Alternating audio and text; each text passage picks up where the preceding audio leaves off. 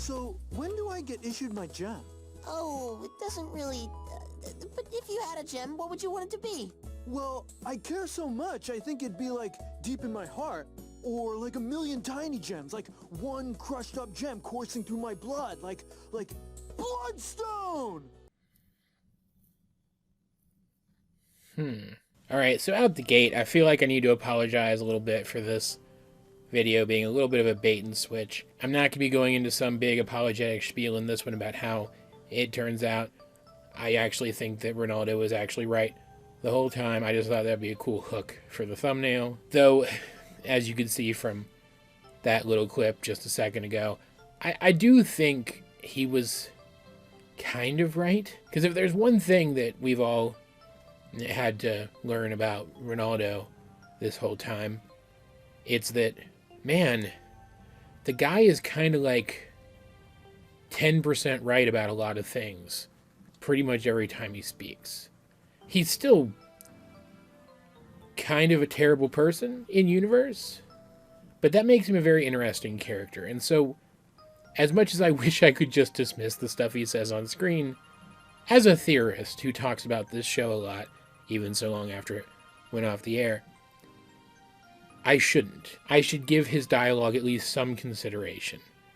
At least every once in a while. And like, even though it wasn't anything that he said specifically that helped me to put this theory together, it was actually stuff in my recent Revisverse episodes. I'll put little links up in the corner thing to my last couple of Revisverses, so you guys can go experience them and then see where this kind of came from. That dialogue there that I just played for you guys does actually feed into the idea that I've been having. The idea that a person can be issued a gem and then it affects their body from that point forward fits very well with the idea that I had regarding a new possible origin for gems as far back as their original conception as technology. Because I do still think that gems originated as technology, like non-sapient technology, if that makes sense. And I have another theory about that too, and I still think that theory is pretty likely as well, because this is a pretty fantastical universe too. So some of the stuff that I'm going to try to explain away with this theory could just be explained away by the fact that this is a fiction that's supposed to be analogous to stuff, so it doesn't need to entirely make sense 100% of the time. Like, if an analogy needs to be made for the narrative to work, it's okay for things not to make sense. In theory, anyway. I think there are still some things that should make sense, right? But that's beside the point here. I just think that this theory does explain away a lot of those oddities and fits with everything we know about the history of gems well enough that I don't see any reason not to kind of headcanon this, if you like it as an idea, right? And unlike that last theory, which, again, there will be a link somewhere in this video to that so you can go check it out, where I suggested that gems were just technology with built-in problem-solving abilities and the ability to upgrade themselves over time, who eventually became what they are today, this new theory postulates that perhaps while gems did originate as technology, they also originated as organic creatures as well, as sort of a parallel evolution between an organic, sapient, human-like species and the technology meant to aid them in their day-to-day lives. Specifically, I think that originally, very originally, and then they developed into something else later, which I'll talk about in a couple minutes, gems were a kind of really high-tech prosthesis, that they were invented by a species of human-like aliens to interface with the bodies of those organic, human-like aliens and give them back abilities that they had lost through injury. It was primarily a look back at the episode Frybo that got me thinking about this. If you don't have time to watch the episode of Revisverse where I talked about Frybo again, I'll just summarize the points of interest here for you guys as well. Well after I put that link to that other video up in the corner, so that hopefully some of you guys will go watch it before you finish this and hear the same information again. Basically, I've always thought it odd, and I'm not the only one, right?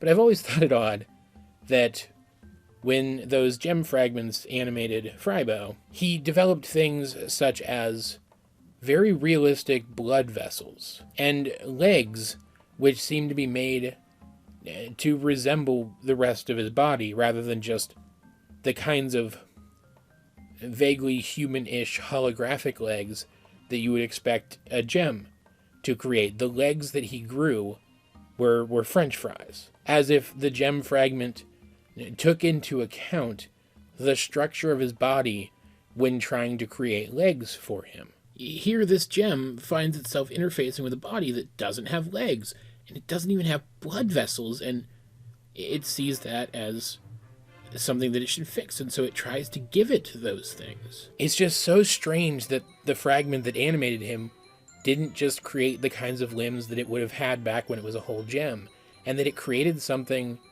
like organic-seeming blood vessels.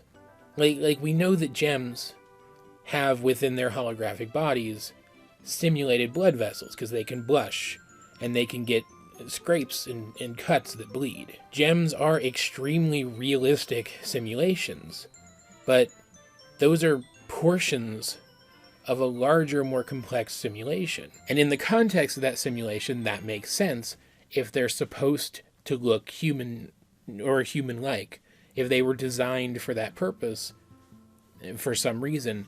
But if a gem is just animating another thing that already exists, why would one of its functions be to incorporate things like that into whatever form it's animating? Organic, or at least organic-seeming blood vessels do absolutely nothing to benefit the Frybo costume as an animated structure. They do nothing to help it fulfill its purpose. So why did the gem fragment think that such a thing would be of benefit? This could be explained away, of course, by the idea that the gem fragment being a gem fragment was damaged. But we see this elsewhere as well. The lighthouse gem, when it merged with the lighthouse, created human-like teeth and a tongue, as well as a beating heart, with more of the same kinds of superfluous blood vessels as Frybo had. Which again, those things make sense as part of a larger, more complex, human-like simulation, but if you're just trying to animate a lighthouse to accomplish a goal, the goal in this case being to do terrible things to human people, unless that gem was just a big fan of like cheesy horror movies or something and liked the aesthetic, why do that? What practical purpose is there for the gem to do that? And again, this was, I believe, confirmed to be a corrupted gem, so again, there's some damage there. But usually a corrupted gem takes on the form of some animalistic thing, not something with even vaguely humanoid features. Like Centipedal even tried to reassume her humanoid form the first time that she was freed from her bubble, and wasn't able to. She had to take on a more animalistic form, and while I'm not exactly sure where those more animalistic corrupted forms come from, where they fit into this theory in particular, the idea that she wasn't able to just become a more aggressive version of her humanoid form, more animalistic version of her humanoid form, suggests that larger simulation of a complete gem humanoid body is something separate from this other compulsion that gems have to add human-like and organic features to other objects that happen to be hosting them. Couple that with the fact that Rose was able to merge her gem's information, or at least a portion of it, right, with Greg's DNA to create Steven in the first place, suggests that there is something within the base code of gems which not only allows for the interaction between gems and organic beings, but also compels gems to add what it sees as missing traits to a structure that's hosting it. The structure, in this case, being an organic being. So if that is how gems started, if you were supposed to be able to stick a gem onto your body and like regrow your arm or something, via holograms or whatever, that would make the original gems a medical device,